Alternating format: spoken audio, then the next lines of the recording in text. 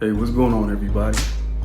When it comes to rare plants on the market, I just about have everything that I need because I really feel like the trend for 2024 is quality over quantity. But do I have a wish list? I do have a wish list, but my problem is it is a wish list. And we need to discuss this further.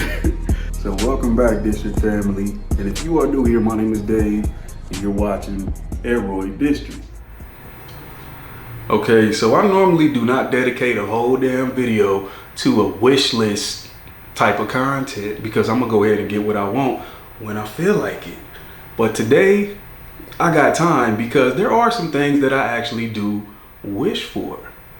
The plant hobby, we all know it comes in waves. During the pandemic, it was a big wave and now we're kind of settling out. But in order for that wave to go back up again, I feel like Ecuagenera, tropicals plants, those nurseries out in Thailand, Indonesia, and even in Florida, you might want to listen to this. So stay tuned. Ecuagenera probably ain't gonna listen to my videos, but I do respect Ecuagenera because they do attempt to keep things moving, and possibly they already kind of know what I'm talking about. But one thing that I wish for is more selective crossing. I feel like they need to be more intentional about which plants that they cross so that they can create some really good house plants for their primary customers. I don't know much, but it does seem like there's more opportunistic crossing rather than intentional crossing. So what I mean by that is, okay, they see that this plant is flowering, that plant is flowering, so they just cross it just because the opportunity was there. But no, if you kind of selectively take traits from a plant and get more intentional, then I feel like you can create some stars. Like you can create some really good plants that will have everybody ranting and raving and going crazy, and then you kind of pick up that excitement so that the wave goes back up. I'm gonna give y'all some examples though. So check this out. This right here is a Aroids hybrid. This plant way over here, this is an Esmeraldense hybrid.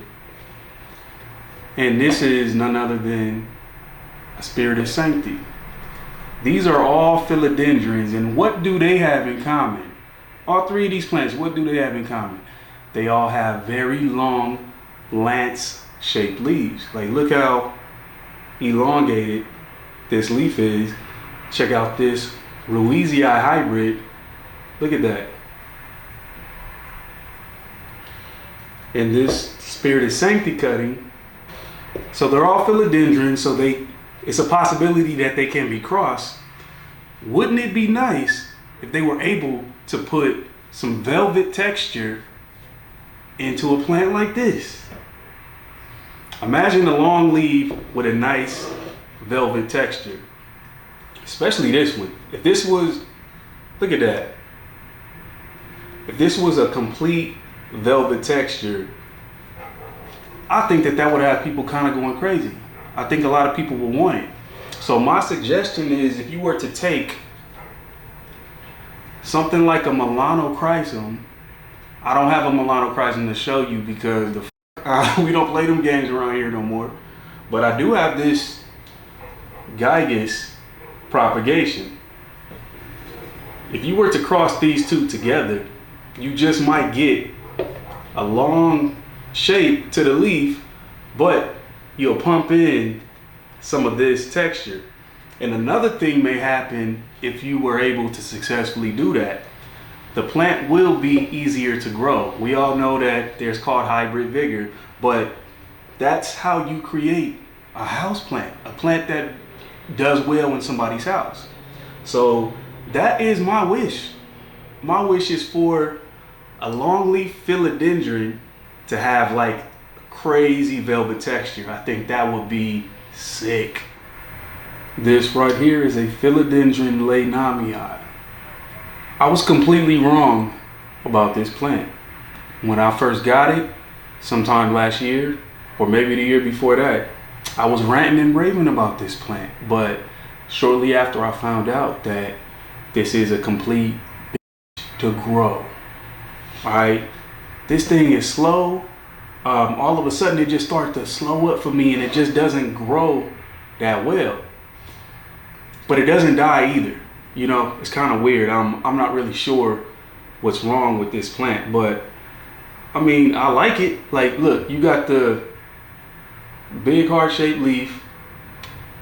The petiole actually has some texture to it, and it comes out with a very bright red leaf. This plant needs some correcting.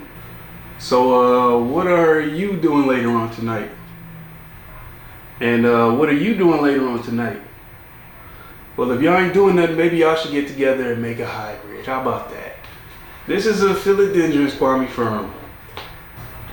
So another reason I feel like something like this will go well together is because look at this Lenameae. We don't really know if this is a climber or a crawler.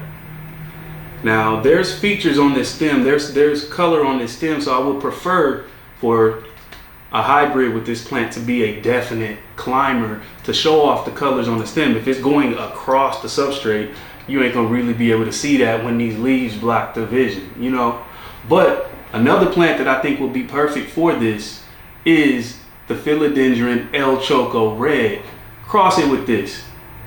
I think that'll be a good cross to kind of correct some of the issues of the Lenameae. The El Choco Red might be a better cross for this, just because you won't compromise the emergent leaf. This emergent leaf comes out bright red. The El Choco Red has like some type of a bright bronzy color as well. So if you pump a little bit more of that red from this plant into the El Choco Red, that's a good balance. But I would say I am tired of a lot of these Aroids having heart-shaped leaves.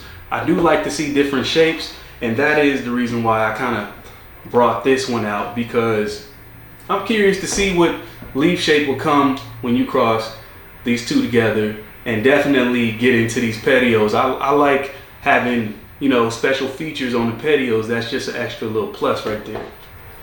Another Philodendron that I wish for is for this Philodendron rugosum to be crossed with the Philodendron Gloriosum. Look at that nice leaf, you got the nice white veins. And with this rugosum, it's kind of difficult for me to grow for some reason. This has like a pig skin texture to it. And that's the fascinating thing about it. It has like a pig skin texture. And you know, when the leaves get bigger, the outer line of the leaf gets red, and so does the Gloriosum, if you can see that. Putting that pigskin texture into a Gloriosum type leaf will look very sick. I've seen it before from the Philodendron Ricardoi. I was down in Florida and I went to some type of garden or what have you, and they had like a Philodendron Ricardoi growing up a tree. I'll put in the video. And when I saw that, I just didn't know what type of philodendron it was, but when you look closely at the details, it looks like it was some type of a Gloriosum crossed with a rugosum, because it had the same type of pigskin texture as this plant, but it just had a Gloriosum look to it. Equigenera or whatever nurseries out there, if you were to cross these two plants together, I feel like it would be very intentional, and I would buy it. What about you? Y'all gotta let me know. All right, let's talk about Hoyas for a minute. Now, this is an Aroid channel, and a lot of you Aroid enthusiasts, y'all don't really care for Hoyas, but I'm trying to tell you, Hoyas are a good way to break the monotony. When you online on Instagram or whatever, and you see all of these Aroids all the time, Hoyas are a good way to break the monotony because they're a lot easier to take care of, you know. So for you Aroid lovers out there, when it comes to my wish list with Hoyas, this might make you happy. I wish that there were very large Aroid sized Hoyas. How about that? And I'm talking about Aroid size. What if there was a Hoya this size? A Hoya with this size leaf. I'm buying it. And you Aroid lovers out there, you just might buy it too. Man, that'd be crazy. Like, come on now, you get these large size leaves that's kind of like the size of half of your body, and it's a Hoya, which means it'll probably be a lot easier to take care of. That's a collector's item right there. Now this is my Hoya latifolia, the dinner plate Hoya. This is the biggest leaf Hoya that I have, and it just ain't enough. This is the biggest leaf I have. I want these type of leaves to be the size of this one. Let's get crazy here. Is it possible? Maybe so. I mean, I'm starting to see bigger leaf Hoyas on the market. I just ordered the Hoya elephant, and maybe the Hoya elephant leaves are bigger than this. And then they have this other big Hoya. What's the name of that Hoya? It's called the Hoya Lois Andrewiana.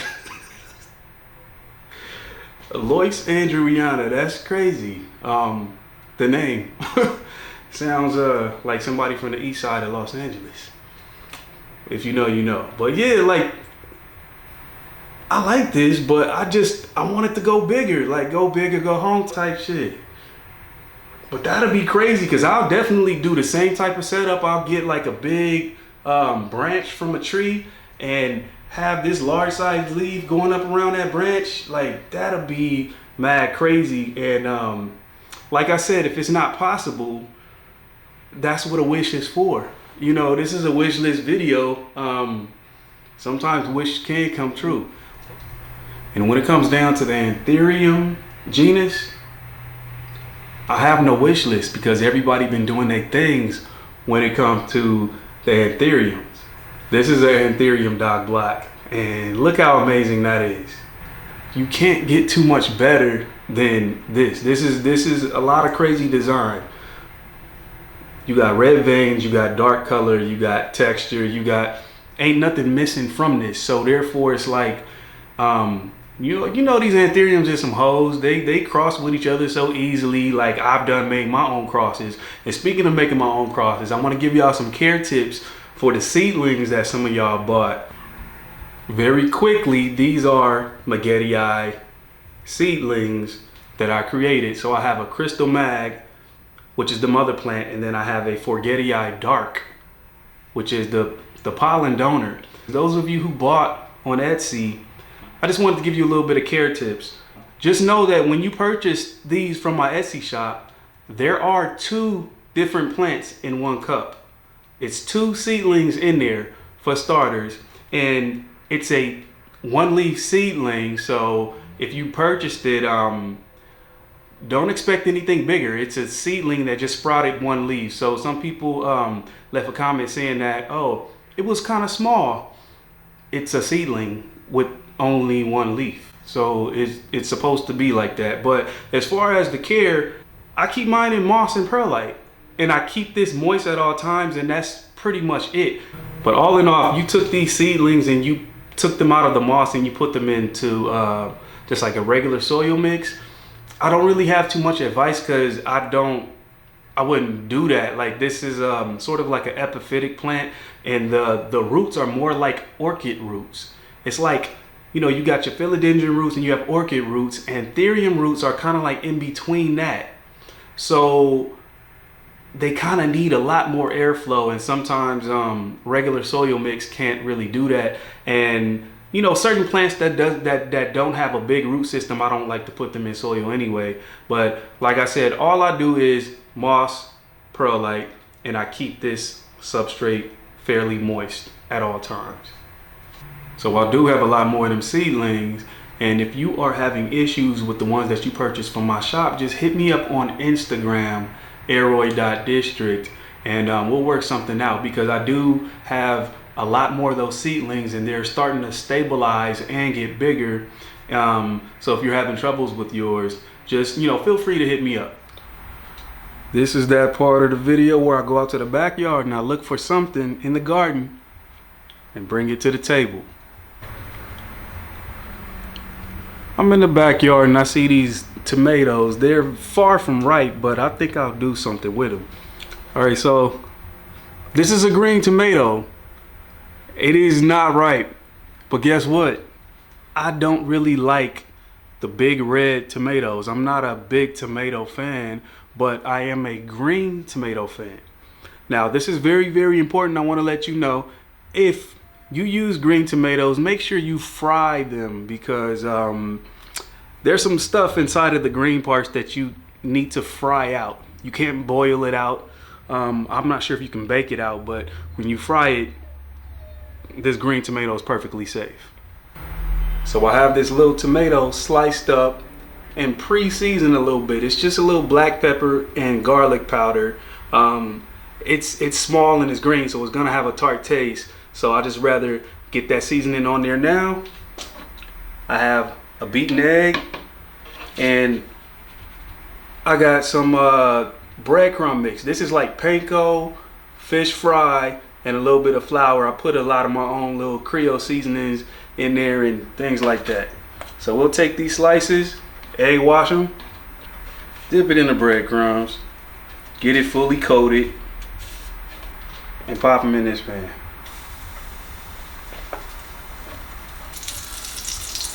So I'm gonna cook the rest of these and we'll reconvene after I get through.